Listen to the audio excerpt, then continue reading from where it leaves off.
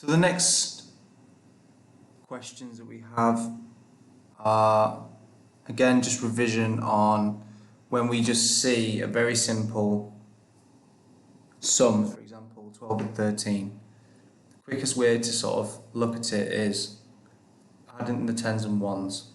Okay, add the ones and the tens.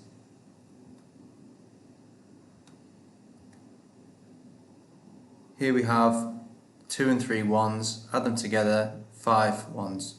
Add the tens together, 10 and 10 is 20, 2 tens, 5 ones, 25.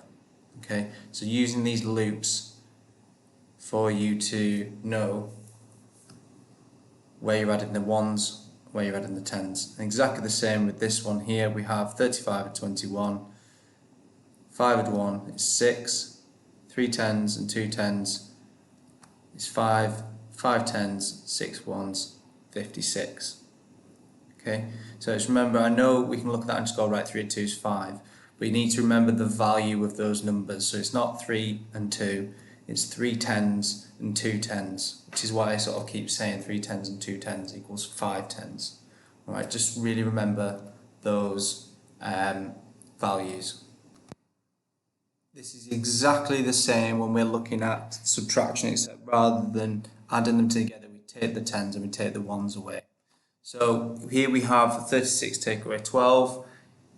Normally on things like arithmetic, it would only have the numbers there.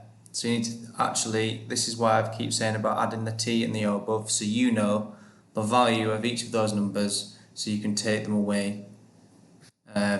So you know which one, which ones you're taking away from which, what are the tens, what am I taking away. Okay, so we've got 36 take away 12, take away the ones.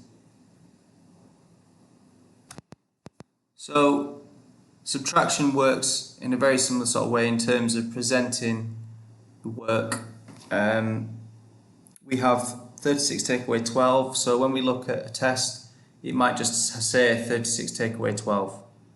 It will have the T and O and the above, but I'm showing you and telling you to put them on there because then you know and you can work out these sums very quickly.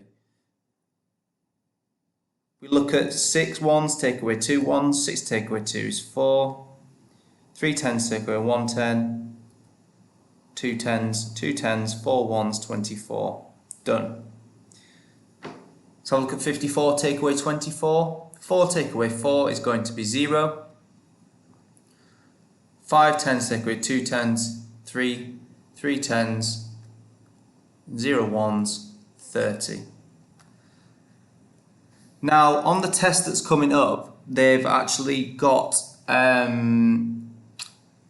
this sign here, which we're actually going to be looking at probably just before Christmas, but we're going to be looking at it more in further detail after Christmas. But when you look at, say, 5 times 2, all that means is you count in twos 5 times, and we know how to count in twos. We can do that.